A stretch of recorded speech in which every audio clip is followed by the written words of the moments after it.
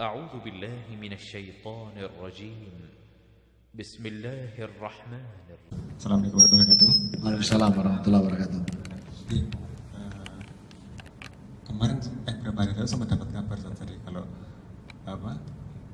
orang tuanya Ustadz meninggal dunia. Itu berduka cita. Terus yang kedua juga dapat cerita juga bahwa ternyata banyak kisah menarik ketika sebelum orang tua meninggal. Mungkin bisa diceritakan lagi supaya jadi inspirasi buat kita semua. Ya, saya berjuang untuk mengislamkan orang tua saya itu kan nggak gampang ya. Di masa beliau masih sehat itu musuh bebuyutan. Itu kalau sudah debat sama saya, kalau sudah sampai titik debat itu, kalau udah tersudut itu mesti gini, meneng, kue uyuhku. Kalau bahasa Indonesia, diam, kamu itu hanya air kencingku, ngerti apa? Kalau sudah seperti itu saya berhenti, karena harus kembali pada Quran. Qurannya mengatakan apa? Wabil walidaini ihsana. Ya sudah, saya nggak berani, diam. Ada kesempatan dakwah lagi. Kalau pentok lagi, meneng, kue uyuhku, ngerti apa? Diam. Gak pernah tembus. Maka saya harus pakai trik. Saya harus cari ustadz lain. Gak bisa saya anaknya. Akhirnya minta tolong ustadz lain. Nah, begitu ustadz lain udah hampir tembus. Tapi di ujung-ujungnya beliau pakai Alkitabnya untuk argumennya. Nah, si ustadz yang saya minta tolong ini turis, tahu turis, turunan Islam. Jadi gak ngerti Alkitab. Kan bingung di sini. Mental, balik. Guys, Ustaz, harus antum sendiri. Kenapa? Aku ditabrak Alkitab, aku tidak bisa tidak punya pengetahuan aku Alkitab, Ustaz. Ustaz lain sama mental. Gak bisa, harus antum sendiri. Tajam, aku gak bisa. Kenapa? Kena uyuh.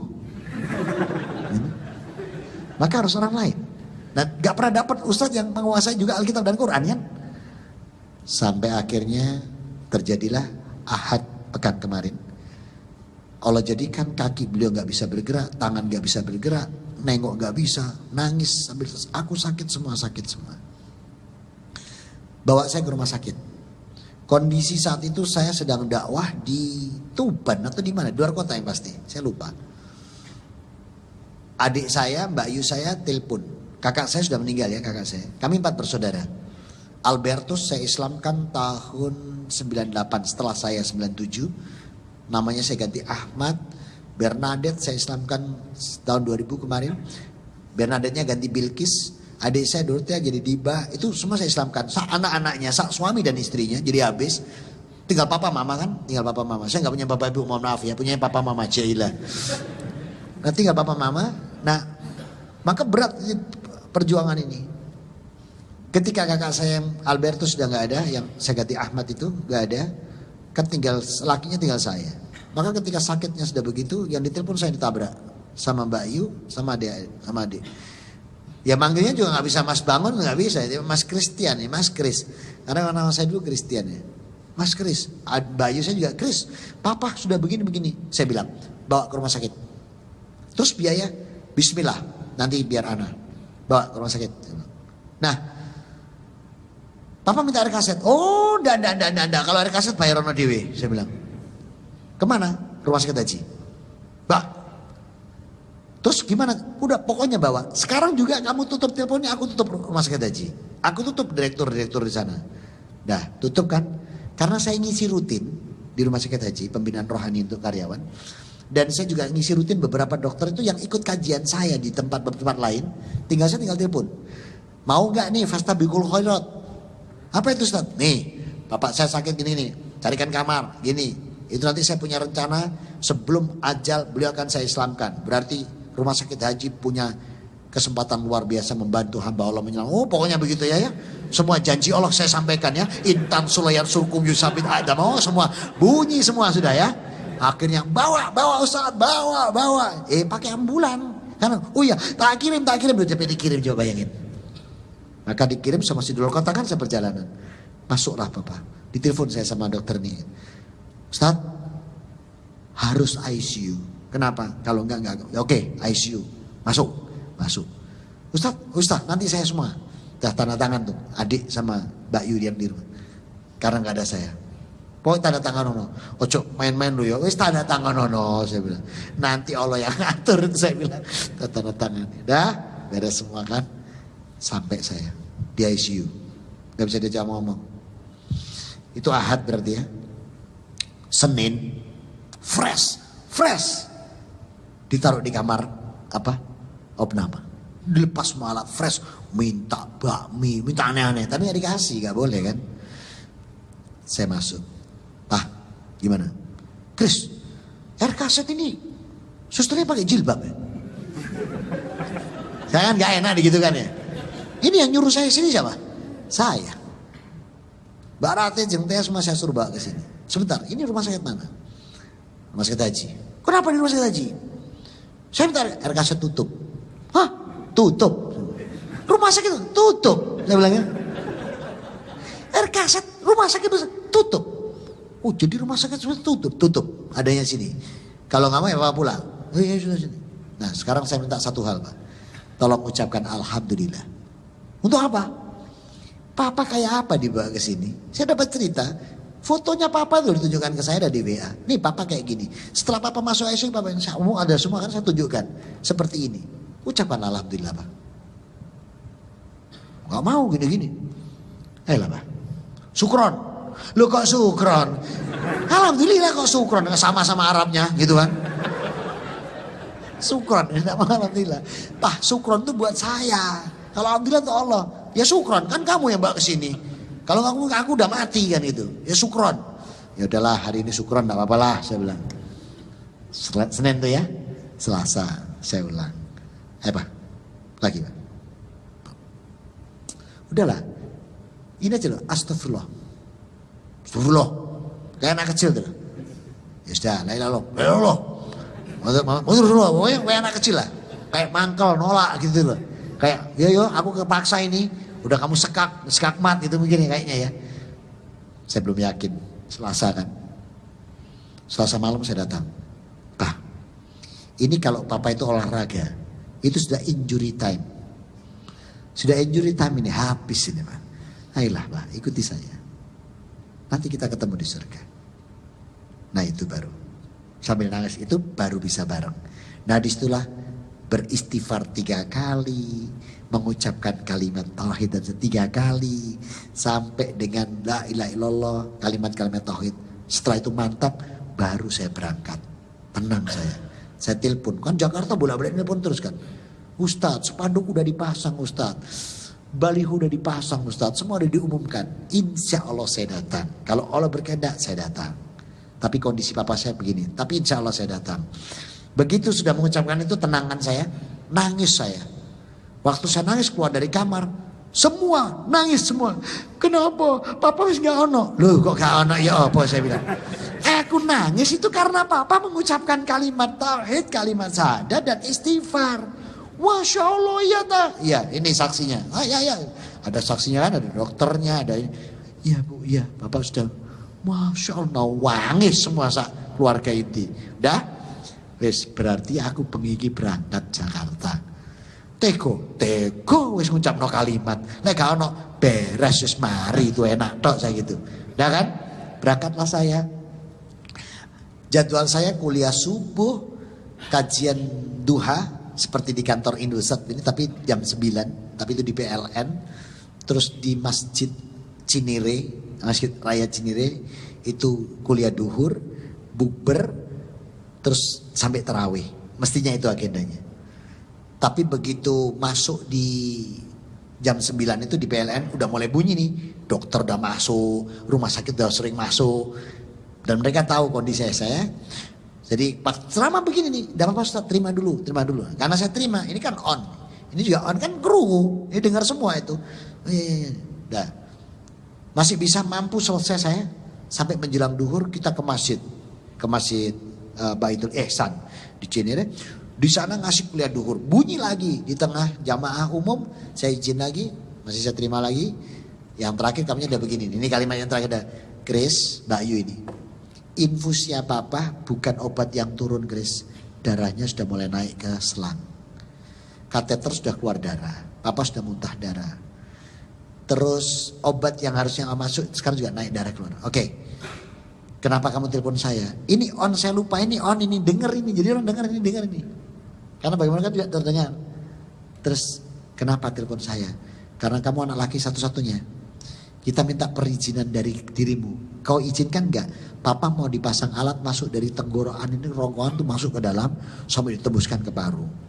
Terus habis itu jantungnya mau dilubangi yang sini untuk ditembakkan langsung ke vena besarnya. Sebentar. Mana dokternya? Sambung nggak dokter? Saya ngomong. Ya dok. Harus begini Ustaz, begini supaya begini. Enggak, saya tanya. Itu yang dilakukan untuk masuk ke mulut sampai nembus parunya sama jantung, itu menyembuhkan enggak? Tidak Ustaz. Terus untuk apa? Cuma mengatur ritme aja. Mengatur ritme. Enggak ada ini apa enggak? Ini pasti hidup enggak? Enggak usah. Oh gitu Ustaz. Saya bertanggung jawab. Jangan ada adik saya dan kakak saya yang tanda tangan. Karena dalam klausul fikih, kalau itu enggak menyembuhkan, itu bukan ikhtiar. Itu berarti melawan kehendak Allah. Tapi kalau misalnya dengan alat itu ada jaminan kesembuhan, itu boleh, namanya ikhtiar. Dan itu boleh kita pakai surat 40, 60 dan 44. Wa ufawitu amri ilallah innallaha basir. Boleh. Tapi kalau saya tanya menyembuhkan, enggak. Pada jaminan, enggak ada Ustaz. Lalu itu apa? Ya cuma untuk ngatur aja. Ngatur toh. Enggak bisa apa-apa bapak saya, enggak bisa. Batang nyatanya sudah putus. Oh, enggak usah dipasang. Kembalikan ke kakak saya. Terima kakak saya. Yo po Chris, sudah nangis semua nih. Insya Allah aku pulang. Dengan kalimat itu kan semua dengar tuh jamaah. Saya selesaikan kajian sampai selesai. Panitia mungkin gak enak. Ustadz, gak usah ke masjid yang berikutnya. Kami antar jenengan ke bandara. Diantar saya ke Soekarno-Hatta. Dari yang rencana jam 22, jadi yang cari dapat yang jam 17. Maka saya pulang lebih awal. 2 masjid lewat. Ternyata delay. Allahu Akbar. Kalau Allah sudah mengendaki itu mau apa? Gak bisa apa-apa, sudah delay. Tapi saya ada ketenangan karena apa? Kemarin sudah selesai, sudah tuntas. Rabu itu sudah tuntas. Jadi saya gak bingung. Sudah masuk Kamis malam ini ya. Berarti kalau hitungan Islam sudah Jumat. Dalam perjalanan safar Rasul mengatakan, Mamin rojul muslimin fin safarin endahu wajabahum. Doa seorang mukmin yang sedang safar itu adalah doa yang tidak ditolak oleh Allah. Nah saya cuma gini doanya waktu itu. Ya Allah, kalau keislaman bapak saya kau terima, tunjukkan tanda. Kalau tidak kau terima pun, tunjukkanlah aku tanda. Itu doa saya. Dan segerakan aku sampai di rumah sakit ya Allah, untuk bisa menjumpai dia. Ternyata apa? 18.30 touchdownnya landing itu 18.30. Tas, saya lihat jam, sengaja lihat jam, bolak-balik. Saya pengen dan cepet turun dan cepet saya mau ke rumah sakit. Begitu touchdown 18.30, tas. Kira-kira 7 menit, 8 menit itu kan merapat sampai ke apron. Baru boleh nyalakan setelah turun. Begitu nyala mau masuk semua. Baik WA, SMS, telepon langsung berdering. Nah, bunyi rumah sakit. Chris, ya. Papa gak ada. Innalillahi. Jam berapa? 18.30. Masya Allah. Touchdown. Apa Chris? Touchdownnya landing pesawatku. Terus ada ngorok? Gak ada. Ada meronta? Gak ada. Rintihan? Gak ada. 18.30 itu semua mesinnya mati. Kalau satu ruangan kan mestinya rotong semua. Ini enggak. Hanya di tempatnya bapak saya. Jadi tempat papanya. Kalau itu mati barengan, mestinya kan semuanya. Ini enggak. Jadi nafas, oksigen, darah, kardiografi, itu matinya bareng semua di satu kasur bapak itu 18.30. Bet. Gak ada yang fungsi sama sekali mesin di tempat ayah. Bet. Dahinya basah, ngembun terus. Begitu saya datang, cukup ya Allah, alhamdulillah tanda darimu. Kau wafatkan bapakku Jumat, Ramadan, dan basah. Alhamdulillah diterima. Langsung saya perintahkan rumah sakit, tolong diamankan bapak saya. Saya mau mandikan malam hari ini. Saya sucikan, dibantu Ustaz Zaini. Kami bersihkan, saya masukkan kamar mayat. Tolong tempat tidur bapak saya ini jangan dirubah. Tolong kordenya ditutup. Kenapa? Maaf. Gereja itu tiap hari datang Pak. Jadi dan saya nggak punya kekuatan karena KTP Katolik, data masih gereja semua. Itu kalau diambil saya nggak kuat, nggak akan kuat. Karena apa? Saya nggak punya sertifikat keislaman dan lain sebagainya. Itu pun juga baru 2 hari yang lalu. Dan belum sempat ngurus apa-apa. Sementara gerejanya, mau nggak bantu saya? Karena saya, mau. Supaya nggak kena, nanti kena sholawatannya sana. Tuhan Yesus di Jogja lah, susah gue kena gitu ya. Daripada kena begitu, saya minta rumah sakit tolong diamankan. Maka diamankan di ruangan Ustadz. Tanda tangan semua ya Ustadz, iya. Disimpan di tempat freezer mana jenazah. Dan itu kan pakai tarif semua. Gak ada yang gak pakai tarif kan, di rumah sakit itu semua pakai tarif. Masuk. Begitu masuk, besok pagi saya keluarkan jam 8, saya umumkan untuk sholat jenazah. Saya buat jam 8 memang, biar pagi sekali. Jam 8 langsung pemakaman. Jadi saya curi dari gereja. Kalau enggak parah ini. Makanya saya bisa masukkan asrama haji, rumah sakit haji. Itu kalau masuk RKZ saya nggak bisa apa-apa itu. Mesti di dek bolo-bolo di sana, nggak bisa masuk saya. Saya taruh di rumah sakit haji. Dan rencana Allah lebih dahsyat daripada rencana manusia. Enak kayak bapak saya itu, gak tahu sholat, gak tahu poso, gak tahu maca Quran loh. Wah enak loh, sholatnya disolatkan syar'i, dimandikan dengan syar'i, dimakamkan syar'i, gak pakai bunga, gak pakai adzan, gak pakai qomat. Katanya teman-teman, wah enak dok papa sampean ya. Mantan kafir telung dino kepungkur, saiki langsung semuanya syar'i. Kalau boleh milih kayak dia, makanya enak kafir duluan. Masya Allah, luar biasa. Itu cerita tentang beliau. Jadi ya kalau boleh pilih enak kayak beliau. Enak loh, gak tahu sholat, gak tahu poso ya. Gak sholat, gak poso, gak baca Quran, gak tahu bayar zakat, terus diwabek total ya. Nah? Langsung terakhirnya gitu endingnya. Kalau boleh milih kayak beliau ya. Nah, luar biasa. Makanya kita tuh jangan sampai lengah. Kullu nafsin dha'iqatul maut. Hijrahlah sepenuh hati. Totalitas kita. Supaya apa? Kapanpun itu menjemput, kita siap. Itu ceritanya ya. Jadi saya dapat tanda dari Allah ya sudah mantap dah. Ya cuman itu pada waktu ke makam lucu kan. Saya bilang, saya umumkan. Ke makam, kendaraan yang disiapkan dari semua yang dibantunya. Terima kasih atas bantuannya. Dan tolong yang berangkat hanya ikhwan. Tidak ada akhwat. Mari kita jalankan sunnah. Nah kalau namanya putranya kakaknya mama. Putranya adiknya mama. Yang dari papa. Kan saya gak bisa ngatur. Nah, kok malang ini. Karpet dewe Kristen. Gak melok kamu. Budal dewe. Jadi perempuan yang gak pakai jiwa mama ya golongan dari keluarga saya. Kan keluarga saya keluarga pecel. Dan masih ada yang la ilaha illallah yang ke bawah. Yang atas generasinya papa masih Tuhannya 3 in 1. Yang atas lagi malah Tuhanku ada 5 rupa-rupa warnanya. Ini aneh-aneh. Makanya di sana di makam itu ya ada yang gak pakai jiwa. Ini wah ya sudah. Tapi kayaknya teman-teman maklum. Kondisi saya memang keluarga saya keluarga pecel. Jadi tahu. Tapi yang dari yang kami yang Islam tidak ada yang datang yang perempuannya. Dan saat kondisi seperti itu yang terakhir kali saya bilang sama mama. Mama sudah tahu sendiri papa seperti ini. Dan papa itu sudah saya mendoakan, Mbak Yu, adik, cucu-cucunya semua, karena kami Islam semua. Kalau mama tidak seperti papa, mama mau siapa yang doain? Itu tuh kok kalimat saya. Lah kok mama saya gini, ya wes, aku melok kowe. Langsung, alhamdulillah. Tapi belum saya ikrarkan. Kalau saya ikrarkan nanti saya kayak memaksa. Nggak, saya cuman, mama mau melu sopo, aku melu kowe. Ya udah, pelan-pelan. Data nanti 1 minggu ini, saya bilang, mama siap tak jemput. Kalau siap tak jemput, tak jemput. Kalau mama masih belum siap, masih mau di sana, nggak apa-apa. Sampai mama, kapan mama mau siap, tak jemput. Nah kalau sudah, ya wes aku jemputan, nah itu baru saya jemput. Nah mungkin hari itu baru saya Islamkan. Kalau sekarang saya nggak mau dulu. Ayo mah, ucapan saya nggak mau saya. Tapi dengan saya, mama mau kesapa dengan beliau mengatakan, iya aku melu kowe. Itu bagi saya sudah cukup. Saya nggak akan maksa untuk mengikrarkan. Tapi saya tunggu ini, kapan nanti mau saya jemput. Karena saya nggak mau maksa juga. Mama siap, tak jemput. Hidup sama aku. Tapi kalau aku gak di sini gereja, gak usah mikirkan di sini gereja. Nanti hidup sama aku. Kan selama ini kan dia kan gak ada yang mau dekat dengan saya kan. Karena saya kan yang merusak keluarga. Jadi papa mama itu musuh. Saya itu dimusuhi karena yang jadikan Islam Mas Albert, Mbak Bernadette, dia Dorothea itu kan saya semua. Makanya sakit hatinya itu gak pernah hilang. Makanya gak bisa dekat dengan saya. Nah tapi kemarin yowis aku melu kue. Gitu. Insya Allah lah nanti mudah-mudahan dengan doa untuk semua juga mama bisa. Tapi ternyata ada hikmahnya kok. Papa masuk belakangan itu. Kalau masuk kemarin-kemarin mungkin repot pak.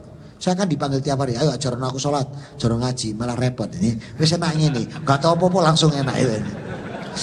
Itu mudah-mudahan bisa bermanfaat.